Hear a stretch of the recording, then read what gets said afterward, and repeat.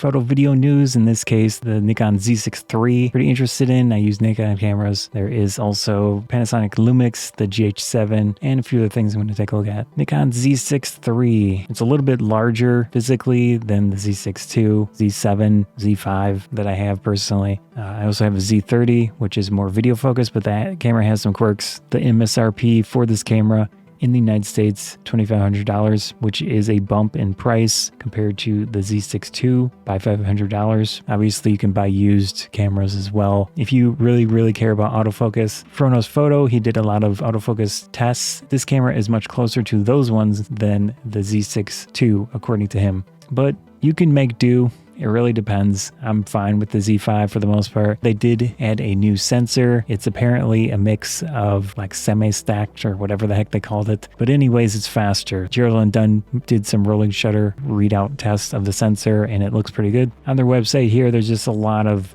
marketing speak. They mentioned the best-in-class EVF with a little 3.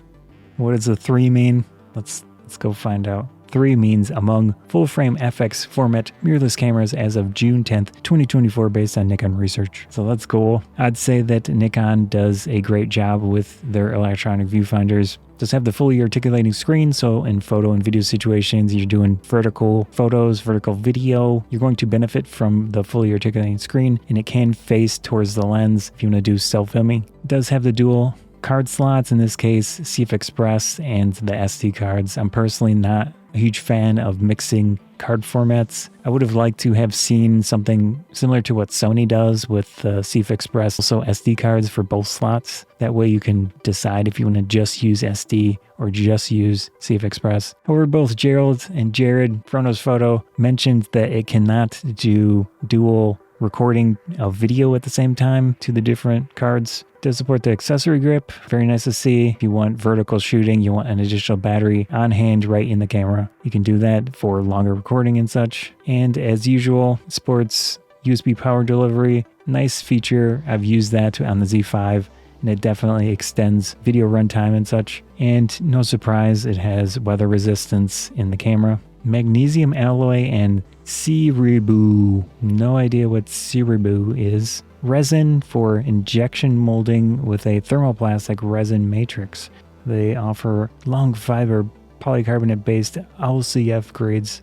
Short fiber blah blah blah blah blah. That's what it looks like.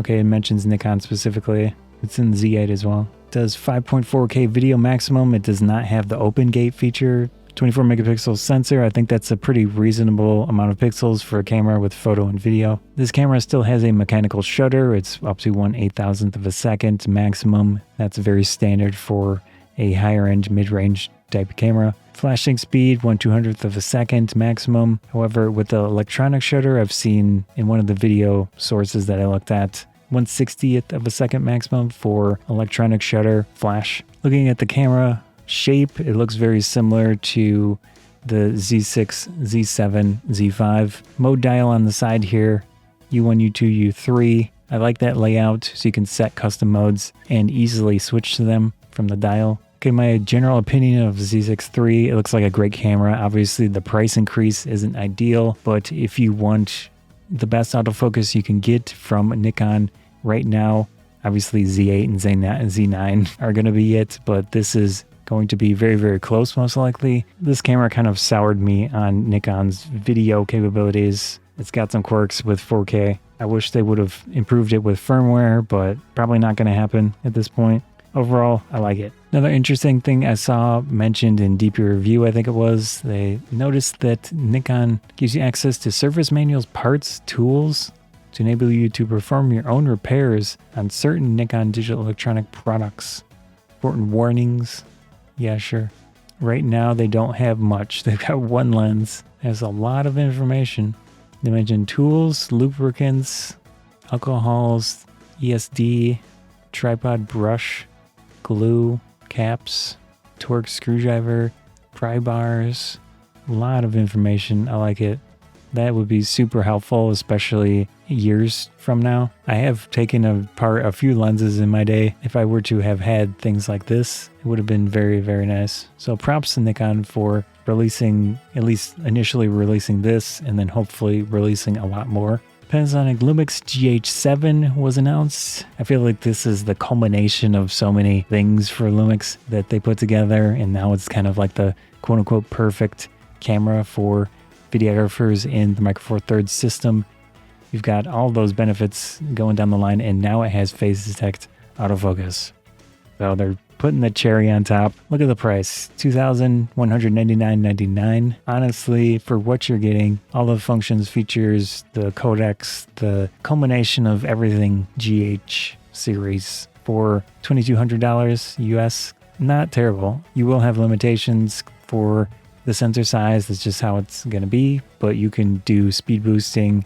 You can do a lot of stuff if you want to use Micro Four Thirds for video. It does have the open gate video features, so that means you'll have taller format video if you want to do vertical or just adjust your frame in post. That will be very nice. This is a very cool feature if you want to get this new accessory for audio. It does have 32-bit float recording. That means you don't have to care very much about peaking audio. Obviously, it depends on the microphone and such, but very, very nice feature to add to the camera. So you're getting a very professional tool with this setup.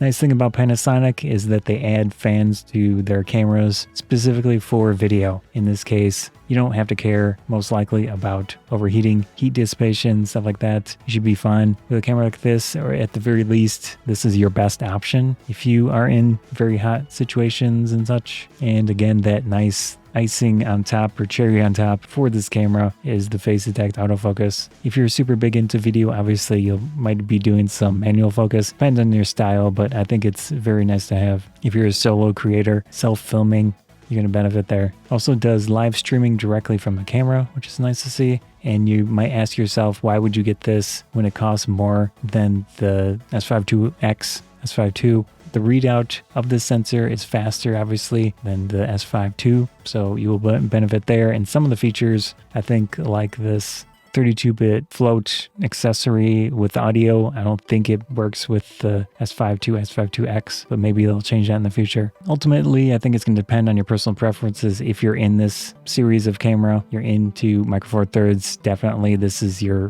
best option now for video especially. And if you're into large frame cameras, go for the S5 II. We'll most likely see newer cameras from Panasonic that top the S5 II with the full frame sensors, the ones that have a faster readout and such, but obviously those are going to be much more expensive than the GH7 preferences based on what lenses you might want. Micro Four Thirds, there's a huge range of lens options. L-mount is good as well for the most part, but yeah, personal preference at this point. Another interesting bit of news, the Pentax 17. It is a half format film camera from Pentax with a fixed lens. The MSRP in the United States is $500, so it's not cheap, but you're getting a film camera in 2024 that has a good amount of functions and features to it. I just recently started doing a little bit of film photography about this retrospect $60 film camera with a fixed lens. Obviously, this is not f3.5 like that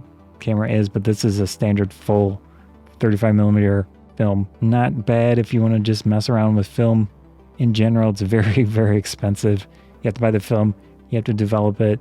Obviously, it depends on what you're going to do, but you also have to scan it somehow if you want to do digital. But this was a fun camera for me to use. I don't know if I'd spend $500 for a film camera. I think it's awesome that Pentax is getting into this direction with their products. The petapixel video that I did watch, they mentioned build quality is a little bit less than they were expecting for the price. It says the Pentax 17 is a half-size format, which is 2 pictures 17mm by 24mm, and they're captured in a single 35mm format frame, meaning you can double your exposures for one roll of film, so it's cheaper. It's nice, but obviously you're going to get image quality negatives for using half of the film for a full photo. And what that means is that the viewfinder is vertical in this case, so if you want to shoot a landscape style photo, you're going to have to hold the camera vertically. Lens details, it's equivalent of a 37mm lens Another interesting quirk or just aspect of this camera is that it is zone focusing. I mentioned the petapixel video. You should check that out. I'm sure there's other ones at this point as well. You will have parallax. In close-up situations, you will get a different frame in the viewfinder showing up as long as your camera is set properly. You don't have a full manual mode on this camera. It's program, and depending on other settings, you have a various mix of options. It does have a built-in flash, so you can use that in addition. You have exposure compensation, so that will give you some way to adjust for unusual lighting situations. The camera supports ISO settings from 50 to 3200, so a pretty good range of film speeds. Enjoy manual film winding. Will you enjoy the manual film winding of the Pentax 17? It was awkward winding film with this because you'd have to roll this thing, and this Pentax 17 is the same, and then it makes a cranking noise. At least this camera was making a cranking noise when I was rewinding the film. So I was sitting there in a place with a bunch of people and like going like, it was kind of awkward. Oh, this is funny. Sliding a thing in the back is so funny to me, but it makes sense. So you can remember which film is in your camera. Oh, it says, important note, you have to tell your film lab that it's half-size format. Maybe that would limit what options you have to get it developed professionally. That's good to know. I think it looks cool. It looks interesting. It's unique. Obviously, the price is not cheap, but if you're into film photography, you want something new, this could be an interesting option for you. Pentax also announced 2 new waterproof cameras. In this case, the WG-1000. So this shape looks pretty cool. The lens does come out from the camera quite a bit. It does have a flash. Looks reasonably rugged. Price is decent considering it's, it's a camera. 27 to 108 millimeter approximate field of view equivalent. f3 to f6.6. So not amazing. And the sensor size is 1/2.3 inch CMOS. So it's basically like taking old technology, putting it in this new camera, and adding the waterproof, weather resistance. So kind of cool. I wouldn't mind trying one out if I could get my hands on one. But the general specs are not great. 1080p 30 frames a second video, 1/2000th of a second maximum shutter speed. Basically a very old spec camera in a new shape that does look cool at the very least. Also have this newer WG-8. The specifications on this one are a little bit better. It says it can be a webcam. That's interesting. 20 megapixel and 28 to 140 millimeter equivalent field of view, focal length range, f3.5 to 5.5, so it's a little bit faster, especially in the long end. However, it's still the 102.3 inch CMOS sensor. In this case, the shutter speed is 1/4000th of a second, so you're getting a faster potential shutter speed as well on this camera, but you're going to pay quite a bit more. So the webcam mode is actually UVC. That's a very nice way to do webcam functionality. Yeah, so it's pretty cool that they have that feature in here. How it works in practice is hard to say, but I am curious about it. I'm going to make this one quick. Insta360 obviously was in part of that situation where they were trying to get people to not disclose paid sponsorships, so I don't really care too much about them at the moment, but they did announce this new Insta360 Go 3. So it's that tiny little thing that you can use by itself, which is very convenient potentially in many situations. I haven't used these. I don't know how they work in practice. If you really need something that's tiny, like an action camera, this is probably one of your few options with that. Apparently this Alice camera is starting to ship now. It's been years. Interchangeable lens camera without a screen on it. You use the phone as the screen, and you can use the functions and features of their app or apps on your phone and directly push the images to the phone, I guess. Kind of cool. However, looking at the price, even discounted, $845 for this thing. Canon did announce an interesting lens that's more focused on video work, 35mm f1.4L VCM. If we take a look at the lens itself, so you can see the lens, it has an aperture ring on a Canon. It's nice that they mention focus breathing here. So they say it allows for very little focus breathing as focus is moved, and it's highlighted by 2 spherical lens elements and 2 ultra low dispersion glass elements.